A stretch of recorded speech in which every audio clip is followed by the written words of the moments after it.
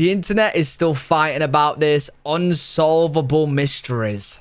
A woman was viciously harassed for 7 years. When it all came to a head, the police blamed one person and the victim's family and friends blamed another. And to this day, the internet remains totally divided on whether blame was appropriately placed. But before we get into today's bizarre story, if you're a fan of the strange, dark, and mysterious delivered in story format, then you've come to the right channel because that's all we do, and we upload 3 or 4 times every week. So if that's of interest to you, please sneak into the like button's house and steal the little plastic clip on their vacuum that keeps the cord neatly tucked up after use. Also, please subscribe to our channel and turn on all notifications so you don't miss any of our weekly uploads. All right, let's get into today's story.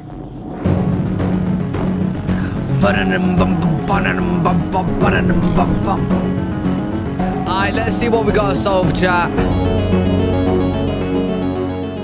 In June of 1982, 38-year-old Cindy Hack divorced her husband, Roy. As soon as she moved into another home in Vancouver, Canada, she felt this wave of relief come over her. Their marriage had become abusive and toxic years ago, but her newfound happiness would be short-lived. Only 4 months after leaving her husband, Cindy's waking nightmare would begin. It all started with a late-night phone call on October 7th, 1982. Wait, so it all started after leaving her husband? So it was the husband then? Okay. Solved. Bro, it's been 10 seconds and I've already solved this insane, unsolvable mystery. She answered. The voice on the other side was raspy and angry sounding. It addressed Cindy by name and quickly told her that they planned on hurting her. And before Cindy could do anything, the caller had hung up. Cindy was horrified and didn't know what to do, so she did nothing. And then over the next few days, she received more calls from this phantom caller, and each of them began with this person addressing her by name and then threatening violence. Right. And Cindy began to convince herself that this had to be some terrible prank, and so she continued to do nothing about it. With so little after the breakup with the husband, this has, like right now, we don't know if this is the situation of what, you know what I mean? But it has to be the husband, bro. That night, Cindy couldn't help but feel like she was being watched. And she looked into her living room and she noticed one of her windows was still open. At night, she would draw all the curtains in her house. And so she walked over to the window and she pressed her face up against the glass to look outside, and she didn't see anybody out there. And so she drew the curtains, turned around, and began walking back towards the kitchen when her phone rang. She hesitated, but eventually picked the phone up, and on the other side of the call was the mystery caller, who in a mocking tone told her that curtains weren't going to protect her, that they knew when she was home. This incident pushed her over the edge, and chat, you gotta think, the person knows where she lives, they know her name, they know her phone number, right? And it's so recent after the breakup. This is obvious. She knew this could not be some bad prank. This was real. And so she contacted the police, who made a house visit, but there wasn't any sign of a break-in or any sign of a crime being committed. And so after walking her property and feeling confident that she was safe, they told her that, you know, you should really consider getting an unlisted telephone number. That way this mystery person can't keep contacting you. Smart. And so Cindy thanked them and would go on to get an unlisted telephone number. But not only would the calls continue, they would become more frequent. And in fact, the harassment in general only began to escalate. 3 days later, on October 15th, Cindy and her good friend Agnes were coming back from dinner to Cindy's house. And when they got there, they noticed that one of the front windows had been broken. So they carefully walked onto the porch and realized the front door was actually unlocked and slightly ajar. They considered immediately leaving the property and just calling police, but they sat there for a minute and didn't hear anything inside the house. Listen, if this was happening to me, you got 2 choices, right? You got choice 1. You can literally just leave the house, get a new phone number, and hopefully they don't find you. Or option 2, which is more exciting, and what I would do, is you booby trap the front yard, the backyard, the house. You wait at times with a shotgun, or a sniper rifle, or an RPG, or C4. Or you could throw grenades. It don't really matter. You could choose the weapon of destruction, right? But you know what I'm saying? You gotta be out to get them, not them to get you, right? That's how it only works, bro. Like, if someone was doing some weird business to me, harassing me, I'm gonna make sure I harass their ass, right? You gotta reverse the roles. And so they decided they would just poke their head in and investigate. Otherwise, it's not going to stop. When they went inside, all the lights were off and there was no sign of a disturbance. It was totally quiet. But when they went upstairs, they found feathers all over the hall. And they followed those feathers all the way to Cindy's room, and in her room, all of her pillows had been ripped apart, and a key to her front door was laying conspicuously on her bedside table. The women fled the house and called police. How were they getting the key in that? But when they showed up, there really wasn't much they could do, despite knowing about Cindy's threatening phone calls she was getting. There was just no clear sign of who broke into her house and cut up her pillows. And so they told her that the best thing she can do is change her locks, make sure everything in her house stays locked at all times when she's home, and if she notices anything out of the ordinary, to call back. Over the following few days, Cindy got more threatening phone calls and began waking up to threatening notes laying on her front porch that had been made from newspaper and magazine clippings. Soon, Cindy. Kill your dad. Soon. Merry Christmas. Knife. Oh, they gotta be British if they're saying knife. Why would they not say gun? This led to the police launching a larger investigation. They gotta be British. An officer named Pat McBride, who had been on the force for 8 years, began checking in on Cindy almost daily. And very quickly, Pat and Cindy developed a romantic relationship, and Pat actually moved into Cindy's house while he was investigating this case. As soon as Pat moved in, the harassment seemed to stop. But just a couple of weeks later, in early November, Pat woke up one morning at Cindy's house and discovered that her phone lines were dead. When he went outside to investigate, he discovered that the lines had actually been cut, and he found a pair of wire cutters laying on the ground. Over the following month, in addition to the threatening phone calls and notes left on her porch, Cindy began hearing somebody walking around outside her house at night, but she was always too terrified to go to the window and look outside to see who it was. She began— No way it's Pat! There's no way this is his game plan. And finding raw meat sitting outside of her door in the morning, and she would find pictures of dead bodies tucked under her windshield wiper on her car. One day, she walked into her backyard and she discovered 3 dead cats hanging in her garden. Cindy, who— This is too much, bro. This person's doing way too much. This person is doing way too much. Like, how do you even have enough time and day to be doing this, man? Like, this is like, oh god, just leave, just go somewhere else. Was a bubbly, happy person before the harassment started, had become a totally anxious and paranoid mess. But despite her obvious distress, the local police were starting to doubt her claims that this stalker was even real. Every time— Bro, this is what I don't understand.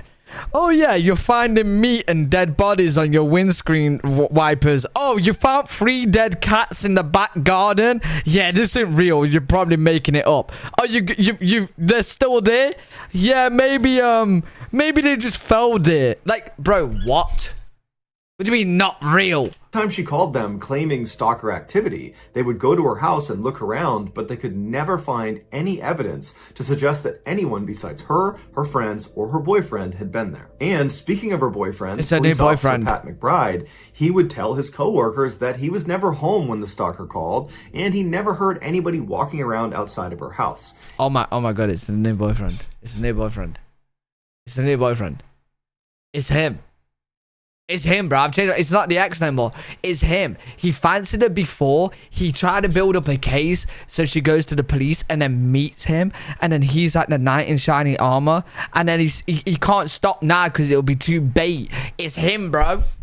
He said the only reason he knew about these things is because Cindy told him after the fact. Upset that the police were not taking her seriously, Cindy broke up with Pat and decided she needed to move and start over in another town. Oh Just shit, days backfired! Before Cindy was supposed to relocate, she was using Pat the whole time!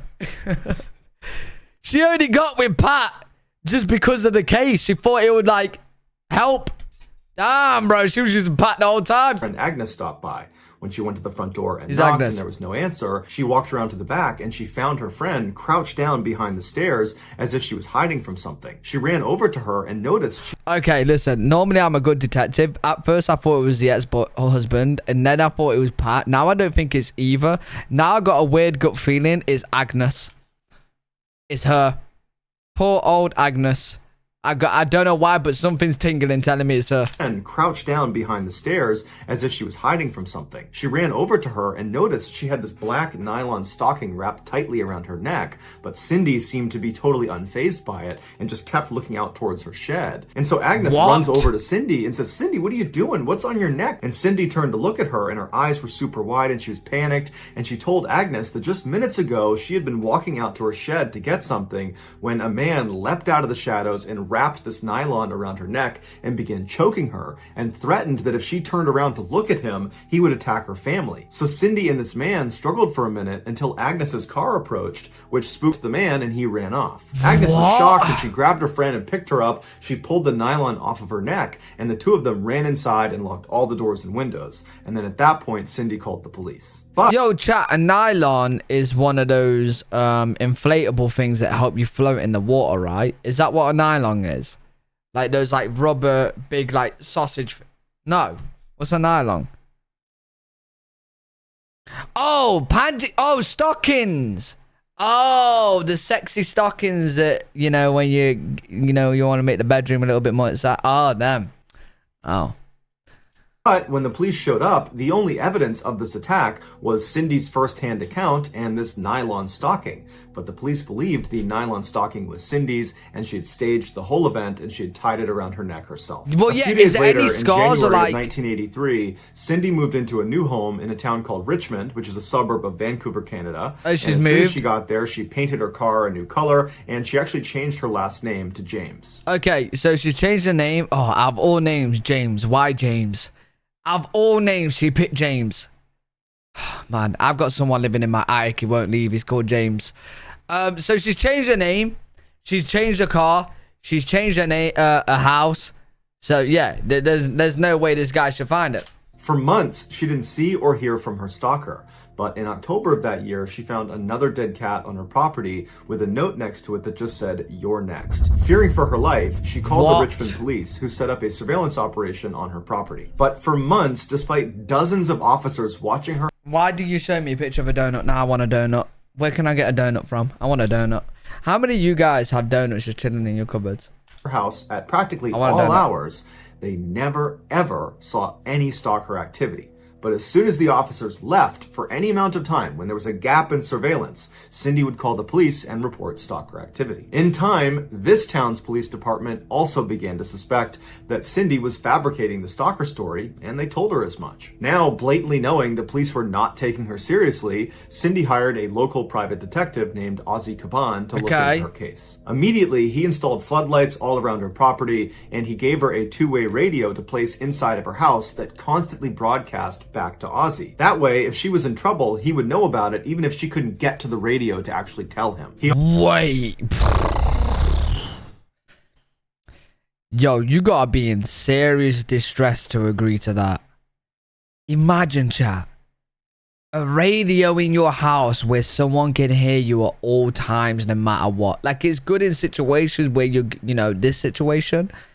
But what if you're taking an aggressive shit, right?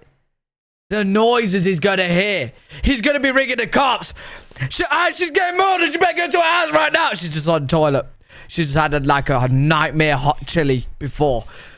He also installed a panic button inside of her house that would send an alarm to him as well as to the police. In January of 1984, after only being on the case for a couple of weeks, Ozzy heard some strange sounds coming across the two-way radio. It sounded like there was some sort of struggle happening in Cindy's house. And so he tried radioing her to ask what was going on, but he didn't get a response. And so he flew over to her house. It could be the diarrhea. There was no answer. And so he kicked the door down and found Cindy lying in the hallway motionless with a note on top of her hand that was held in place by a paring knife that had been stabbed through the note and then through her hand. The note said, "You're dead, lady." Cindy also had a black nylon stocking wrapped around her neck. And so initially, Ozzy believed Cindy was... Well, the radio didn't do a good job then, did it, mate?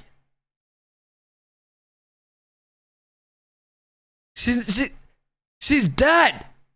Dead, but he managed to find a pulse, and so he brought her to the hospital. She's got a pulse? And when she regained consciousness, all she could recall was feeling someone inject her arm with a needle, and then after that, she had no memory of the attack. The police, believing Cindy had staged the attack, did not bother to take fingerprints at her home or on the knife or on the note.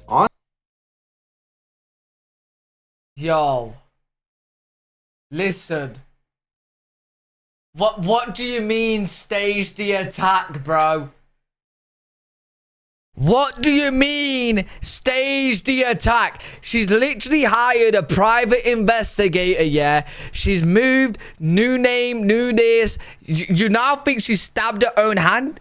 You think she's that crazy? They think she's crazy. They think she's absolute crazy. Ozzy, on the other hand, believed his client was telling the truth. He didn't believe Cindy was physically capable of injecting herself in the area where the needle had entered her body. The angle was nearly impossible to achieve on her own. Once she was released from the hospital, the police, despite believing she was lying, continued their surveillance operation of her property. But like always, nothing ever happened when any of the officers were on duty. It's because it's Pat and the ex-husband. They're working together, bro. There's a team. There's a team. It's a team. The stalker activity only was reported after they had left. Life went on like this for over a year, and during that time, Cindy's mental health continued to decline rapidly. She lived in constant fear of this stalker, and she was deeply embarrassed that the police believed she was lying. On December 11th, 1985, Cindy was attacked again, but the details on this are incredibly scant. Someone found her lying in a ditch 6 miles away from her home. She was wearing a single work boot and a single glove. She was suffering from hypothermia, and she had cuts and bruises all over her body, and she had a black nylon stocking wrapped around her neck. Again. She had no memory of the attack. The police told her that they believed this was yet another staged event, and so they did not do any significant follow-up. After a few days...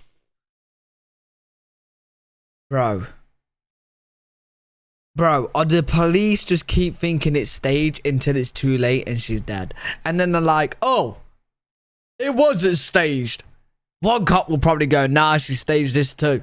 In the hospital, she was sent home, but she was terrified to be alone. So she reached out to her friend Agnes and asked if she and her husband Tom would stay with her for a couple of days, and they agreed. The first night they were there, Cindy woke up in the middle of the night and heard strange sounds coming from the basement. She needs to go Agnes far. And Tom, and they heard the sounds too, and so they went down to the first floor. She needs to leave far, like she needs to go far. She needs to go far enough to be at a whole entire different police place. So she's got new police to deal with, ones that might actually deal with it. She maybe get her far away from the stalk without she just needs to move. She needs to go. They opened up the door to the basement and they looked downstairs, and very clearly there was a fire raging in her basement. And so Cindy immediately ran to the phone to call 911, but they discovered the phone lines had been cut. And so Tom ran outside to try to find a neighbor to call 911 for them. And when he went outside, he found a man just standing there in front of the house watching it. And Tom yelled to him, hey, you need to call 911. This house is on fire. And this man, without saying a word, just turned and ran down the street. It was him. And that man was never identified. Finally, Tom did get a neighbor to call 911. The fire department arrived and they put out the fire. And then after an investigation, they determined that the fire had been set intentionally. This was an act of arson. And the police said there was no signs of forced entry anywhere around the house, which means someone who was already in the house had to have started the fire. They're going to say it again? They're going to say it again, bro? Staged. And they specifically said Cindy had to have started the fire. Oh my God! All the time because of this stalker delusion she has. Agnes and Tom denied this claim, saying they never heard Cindy. So pretty much, yeah, the police have labeled her just crazy.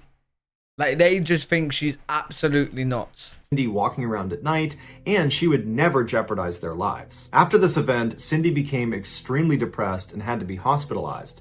And for 10 weeks, she was under intense psychiatric care. But at the end of those 10 weeks, the doctors determined that she was not a threat to herself or to anyone else, and so she was sent home. It was at this time that Cindy went to the police and said that she thinks Roy, her ex-husband, was behind all of the attacks. Police immediately brought Roy into questioning, and he emphatically denied all allegations, saying he had nothing to do with it, and in fact, he had been the victim of this stalker that was going after his ex-wife. He said he got a number of these threatening phone calls, and one time when they called, they left him a voicemail, and he played it for the police.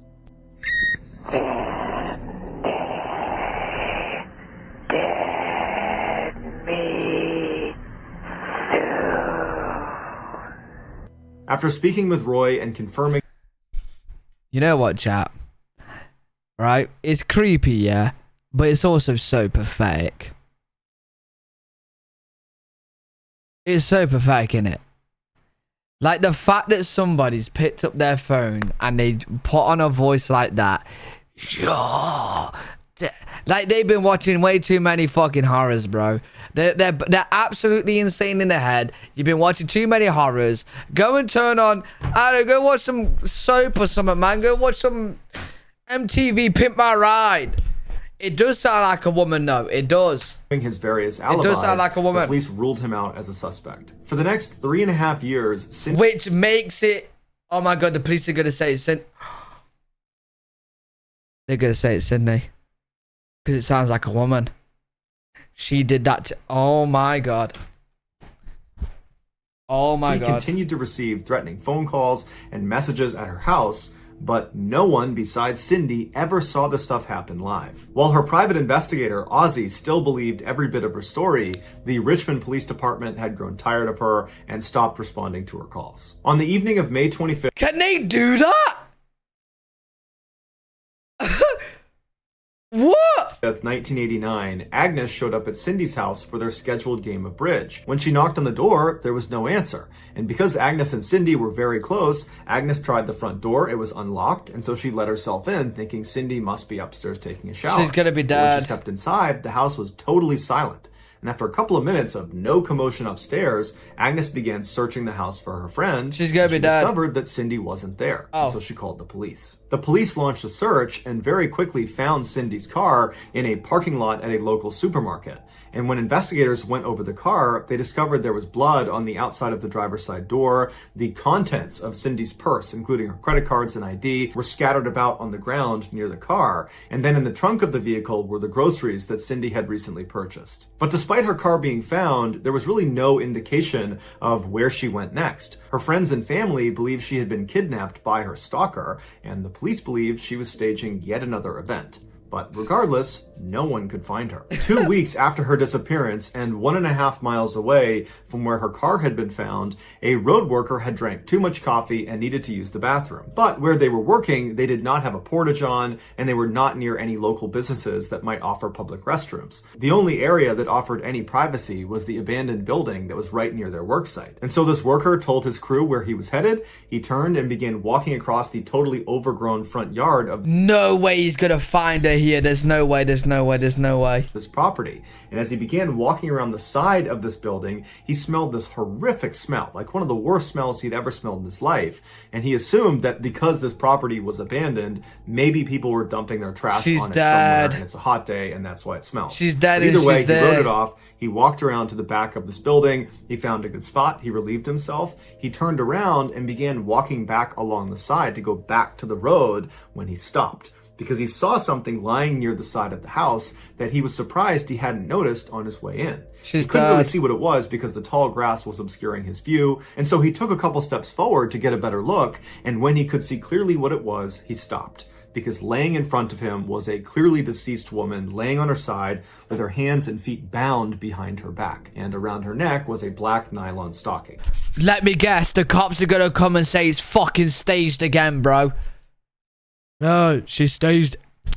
It was the body of Cindy James. Despite the nylon around her neck, the autopsy revealed she did not die from strangulation. She died from an overdose of morphine and other drugs. The police brought in a not expert who was easily able to put himself in the same position that Cindy was in and tie himself up. With this information... Oh my fucking god! Really?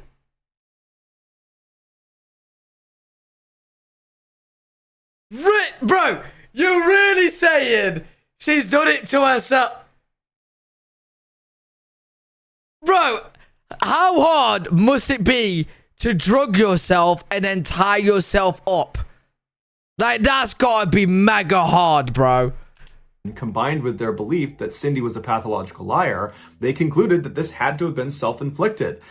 Because the thing is, chat, if you drug yourself and tie yourself up like that, your body will fight its way out of it near death. Like, it's got no choice. I highly doubt the knot's like crazy where you can't get loose. She injected herself with the lethal dose and then dropped down to the ground and tied herself up to stage the epic conclusion to this stalker delusion. To cover their bases, the police did re-interview Roy, the ex-husband, but his alibi checked out and realistically, he was never actually a suspect. It's not listed online whether Pat McBride, the police officer ex-boyfriend, was ever investigated. While the police were very confident in their theory of what happened to Cindy, there were some discrepancies. The medical examiner did not agree with the ruling that this was a suicide. He said that you can't conclude that. There's not enough evidence. During the autopsy, it was discovered that Cindy did have an injection mark in her arm, but they could never find the needle anywhere near her body or anywhere between her and her parked car. Considering the extremely high dosage of narcotic that was found in Cindy's system, if this had been a suicide, as soon as she injected herself, she would have had to immediately shift gears, get down on the ground, and start hog-tying herself before she became too intoxicated to function, meaning the needle should have been right around where she was found. But it wasn't. This also is missing stupid. from the crime scene were Cindy's shoes and socks. Chat, you're also forgetting that when she found with a knife in her hand and injected, it was in a position that she could not reach, right? So, how did she... Oh, this is mad.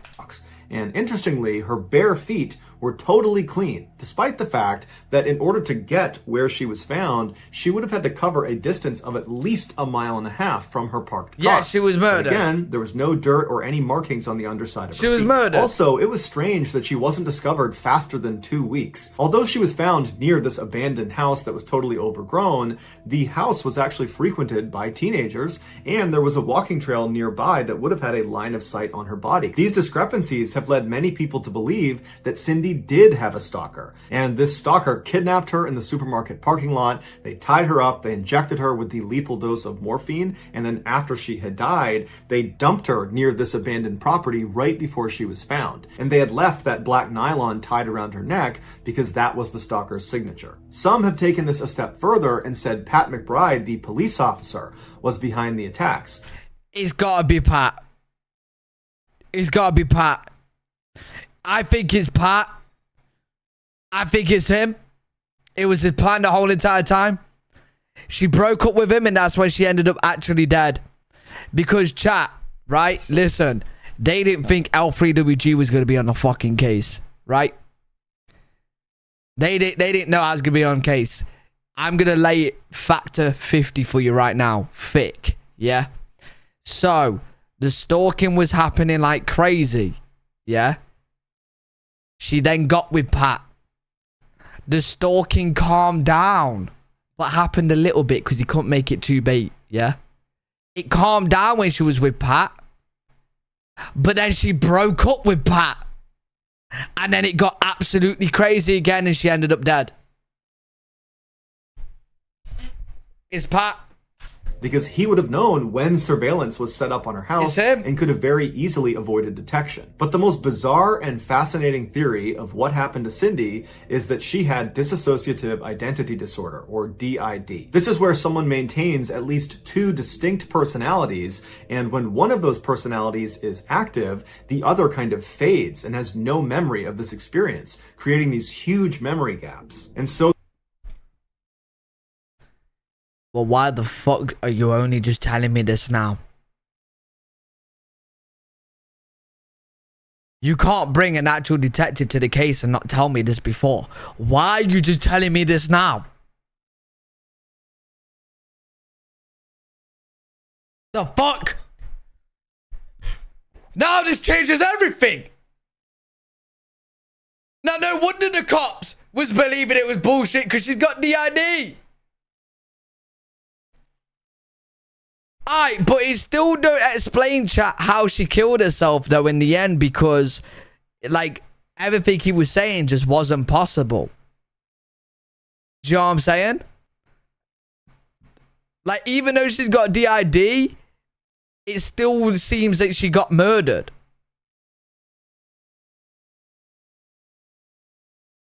She's got murdered. So, like, it must be true. the theory goes, one of Cindy's personalities was effectively stalking herself. Or more specifically, one of her personalities hated herself and wanted to do herself harm. And so that personality would do things like stab her own hand or run 6 miles away into some ditch and leave herself for dead. And then Cindy's other personality would take back over and she would suddenly come to having no memory of how she became injured. Okay, yeah, that makes sense. But the end where she got murdered don't make sense because like it don't... Yeah, it aligns to a murder too perfectly. Or how she wound up in this ditch. And so when she went to police to tell them that someone is stalking, is harassing, is attacking me, she was telling the truth. But that someone, that stalker, was actually her. She just didn't know it. But Roy, her ex-husband, was a psychiatrist. And in their 16 years of marriage, he never noticed this condition. And when Cindy was in that psychiatric... Well, he's a shit psychiatrist then, innit? What? 16 years and she's got DID and you didn't even know? 16 years of marriage, he never noticed this condition. And when Cindy was in that psychiatric ward for 10 weeks following one of her stalker attacks, none of the doctors or psychiatrists ever noticed or diagnosed her with this condition. It's still possible she had DID and it just came on later in life and it didn't present itself enough to be noticed during those 10 weeks of psychiatric care. But realistically, this reduces the chances of DID being behind this whole thing. Wait, does she not have DID or does she? You just said she did.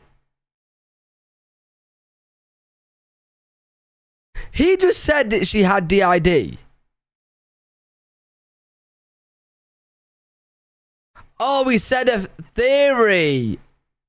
Oh. I thought he said she does have it.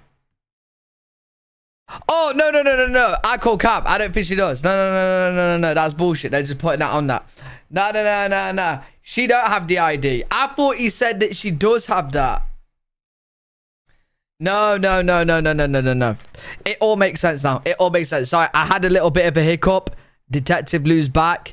It's excuses, right? She don't have the ID. Her ex-boyfriend that knew her for 15 years didn't see anything DID related. She went to the psychiatric ward, no DID related things there, and everything aligns to her being stalked and murdered. Case closed. She's murdered, and it's Pat. It's Pat. Pat needs to be arrested right now. To date, her death is still considered a suicide, and no one has ever been charged in connection with her death. So that's going to do it, guys. If you found the secret in today's episode, let us know in the comments what it is and where you found it. And if you're the first to do that, we will pin you. Yo. Someone actually open up the case right now because that's crazy. That's crazy. If all those things are true, she was put there, right? That place was frequently visited. She was dead for 2 weeks before she was found. Yeah. Which means she would have been found first. Yeah. There was no syringe in sight. Right. That's number 2. She had clean feet. Number 3. She was tied up. Like, you know what I'm saying? Like, that's very hard to do when like you're drugged up. But you know what I'm saying? I wouldn't be able to do that right now. Bro, she was murdered, man. She was murdered. That is so dumb. That is so dumb. Yeah, murderer got away with that. That's crazy. Poor woman. Poor woman.